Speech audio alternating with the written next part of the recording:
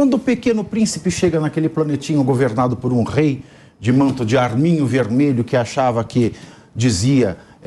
ele dizia, agora o sol pode se pôr e o sol se põe. Agora o sol se levanta, E Pequeno Príncipe pergunta, peça agora para o sol se pôr.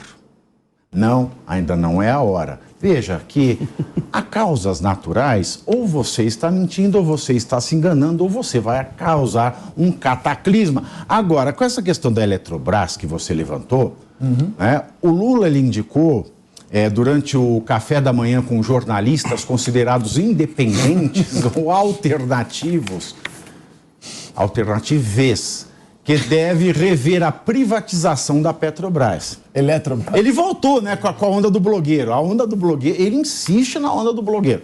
O presidente detonou o processo de venda da estatal Eletrobras. E disse, entre aspas, foi feito quase que uma bandidagem para que o governo não volte a adquirir maioria na Eletrobras. Nós, inclusive, possivelmente o advogado-geral da União, lá volta o Bessias, vai entrar na justiça para que a gente possa rever esse contrato leonino contra o governo. Fecho aspas. Bom, eu não vi ninguém falar. Será que foi mais leonino que o contrato de Passadina? Fica a pergunta. Lula disse que privatizar a Eletrobras foi errático, influência da Marina Silva, errático e de lesa pátria.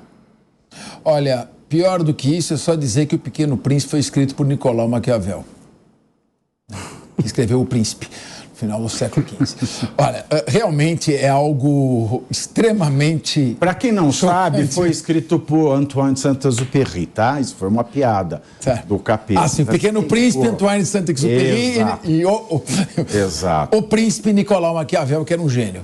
Bom, então a questão é a seguinte... É a mesma discussão que estávamos aqui com o professor Felipe Monteiro. Felipe está exaltado, defendendo a interferência heterodoxa para baixar as taxas de juros, e nós estamos passando por isso. A Eletrobras foi vendida a sua participação, o governo tinha 69%, agora tem 40%. Entraram 35 bilhões de reais.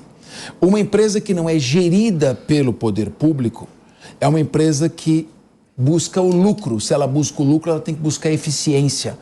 Tudo ao contrário de quando é o poder público que faz a gestão de uma determinada empresa. Ah, mas é sobre questão estratégica. Quantas empresas de eletricidade elétrica já foram privatizadas? Ou seja, a privatização pressupõe um projeto de lei, uma discussão democrática no Congresso Nacional, uma autorização legislativa, uma aprovação do Tribunal de Contas da União, a venda das ações da Sociedade de Economia Mista, que é a Eletrobras, em bolsa. Tudo isso é como funciona uma economia sadia, salutar. Agora, esse discurso me preocupa. Nós vamos, então, reverter as privatizações, interferir artificialmente na taxa de juros. Depois de mudar a lei das estatais ainda. Para indicar a gente. É por isso que eu quero mudar a lei das estatais. Eu quero o caos no Congresso, para não ter tempo de votar essas coisas. É cabide de emprego. Então, e aí é o seguinte, nós estamos discutindo, pessoal, o Marcos Doval, né? Duval? E vem. Doval. O Moraes Moreira. Então, o Marcos Doval discutindo essas questões e vai com outro Daniel Silveira, sabe-se lá como se elegeu. E nós não estamos discutindo as questões importantes do país. A pergunta Presidente Lula, vamos governar. Eu tenho uma Deixa dúvida. Esse debate de lado. Eu tenho uma dúvida, professor Capês, um renomado professor de processo penal. Um livro que eu indico a todos que estudam direito e processo penal. A referência é o curso do professor Capês. Ele fala que é quase que uma bandidagem. Quando eu uso quase, eu incorro em difamação ou eu posso incorrer em calúnia? Não, nesse caso ele não incorre nem difamação, nem calúnia, porque ele não fez uma imputação específica, né? Mas quase bandidagem, eu não sei o que é essa expressão. É um quase crime, né? Quase crime no direito penal é o crime impossível. É pior. Tá certo? Então, agora, realmente, sabe o que significa? Só para lembrar, Marcelo... Vou pegar uma frase... Só para não perder o gancho, já que ele levantou a bola para mim, não vou perder a oportunidade. Anota aí para você não esquecer. O curso Processo Penal está atualizado, a coleção de penal, e eu lanço no segundo semestre a nova lei de improbidade administrativa. Vou convidar todos vocês. Obrigado, Cristiano. Fiz um jabazinho. É interessante. Eu vi um criminoso que certa vez ele disse assim: Esse curso é o legítimo. Você só aprende com ele. Ele disse o seguinte: criminoso é quem cometeu algum ato que é ilegal e está pagando a sua pena. Bandido é aquele que vive da criminalidade. Foi uma definição que achei muito interessante, que talvez aí possa dar uma olhada. O que ele está dizendo é o seguinte: ele falou que foi uma bandidagem, não foi isso que ele falou? Não, o que ele está dizendo é que as pessoas estão vendo. Está concluindo também faz meia hora. Porque ali foi um discurso jurídico. Com todo respeito a Vossa Excelência. Não, só para colocar uma questão aqui que eu acho importante, né? O processo de privatização da Eletrobras passou pelo Congresso Nacional, onde se alterou a lei da Eletrobras, passou 2 vezes pelo Tribunal de Contas da União, então é legítimo, não tem o que se fazer. Acabou, um outro mandato estava no Brasil naquele momento, tinha, né, a procuração para fazer a privatização da Eletrobras, aprovou por todas as instâncias, né, Congresso Nacional, Tribunal de Contas da União, e finalizou o processo e não tem mais o que fazer.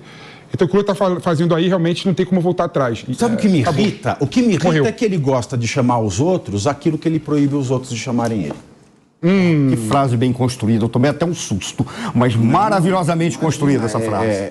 Não, porque aí realmente é isso. Aquilo que ele proíbe os outros de chamarem ele. Não está dizendo que é aquilo que ele é. Eu acho. O que me irrita é esse processo de você sempre querer se blindar. Então, assim, você começa a culpar a Eletrobras por isso. Aí você começa a culpar o Banco Central, independente... Então, mas ele quer e aí se você vai blindar, criando... mas em vez de blindagem, ele põe car system. Aí fica aquela coisa, o seu carro está sendo... aquela coisa. Já viu o final de semana por que ele está fazendo isso? System, eu quero morrer. Ele precisa já identificar quem são aqueles que serão culpados do fracasso da política econômica que virá aí. A nossa política econômica, ela está destinada ao fracasso. Tanto que ele está trabalhando já como presidente dentro de um sistema semipresidencial. Agora, ele já está trabalhando assim. Urian, também nunca deu certo a Eletrobras como estatal. Para que ele quer a Eletrobras? Estatal que dá certo. Estatal que ele quer? Estatal para governo só serve para distribuir cargos. Ele precisa pagar. Isso é óbvio. Ele precisa pagar o custo da coligação. Qual o argumento racional para ele poder enganar? Que é muito melhor você colocar... racional. O argumento, porque, veja bem, você tem que elogiar. A esquerda é inteligente. Ela tem um discurso retórico. É um setor estratégico, e indo para a iniciativa privada vai incentivar o lucro, a energia vai ficar mais cara, com isso a energia fica mais barata. O uso da energia, alguém vai pagar. O uso da energia, alguém paga. Quando você privatiza, quem usa, paga. Quando você não privatiza, todo mundo paga. É tão